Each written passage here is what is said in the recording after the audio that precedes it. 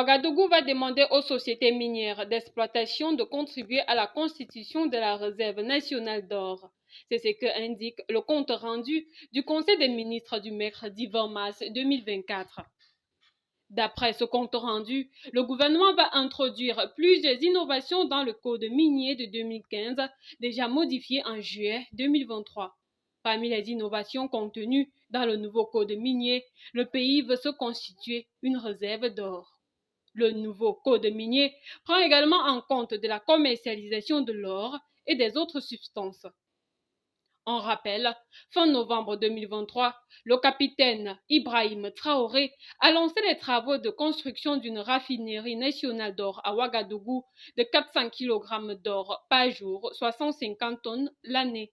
En janvier 2024, il avait lancé les activités d'une usine de traitement des résidus miniers, puis le gouvernement avait suspendu l'exportation de l'or national.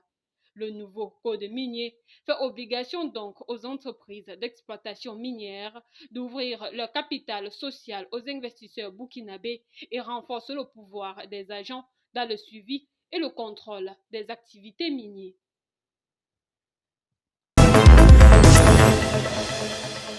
L'état-major général des armées du Mali a annoncé le mercredi 20 mars 2024 la neutralisation d'un groupe terroriste au sud-est d'Abéibara. Le groupe a été détecté par les FAMA lors d'une mission de surveillance du territoire national. Une première frappe aérienne a permis de neutraliser les terroristes. Une deuxième frappe a visé des rescapés qui tentaient de s'échapper avec des véhicules.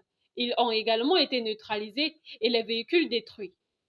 Le Mali, dans sa lutte contre le terrorisme au Sahel, peut compter sur la détermination et le professionnalisme de ses forces armées sous la conduite du général Oumar Diarra avec l'appui de la population.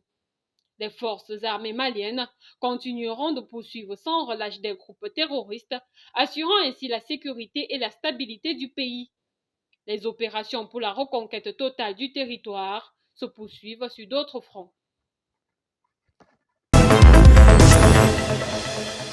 Le candidat à l'élection présidentielle sénégalais Cheikh Tidiane Dièye a annoncé le mercredi à Dakar sa décision de retirer sa candidature au profit du candidat Bassirou Diomaye Faye. Il a alors lancé un appel à ses militants et sympathisants de voter pour le candidat du PASTEF. Bassirou Diomaye Faye est le candidat désigné par Ousmane Sonko, leader du PASTEF. Après le retrait de Dièye, il reste 18 candidats pour la présidentielle du 24 mars 2024. Plus de 60 experts africains du changement climatique ont entamé le mercredi une réunion de 3 jours à Nairobi, la capitale kenyane, pour discuter des moyens d'influencer les politiques vertes en faveur du continent. Au cours de la réunion organisée par le groupe africain de soutien aux experts négociateurs, un groupe de réflexion, les experts cherchent à s'assurer que le continent affirme son rôle et son engagement dans l'agenda climatique mondial.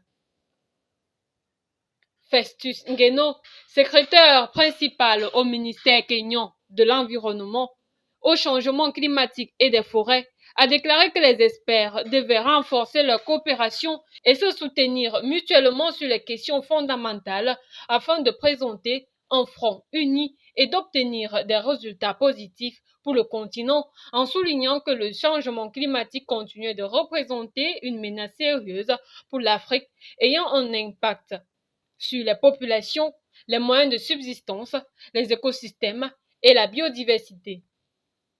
Le forum de Nairobi permet de tirer parti de l'expertise et de l'expérience de l'Afrique lors des cycles d'évaluation précédents en se concentrant sur l'affinement des stratégies visant à relever les défis uniques, notamment en renforçant la résilience urbaine et en comblant les lacunes en matière de connaissances spécifiques au contexte du continent.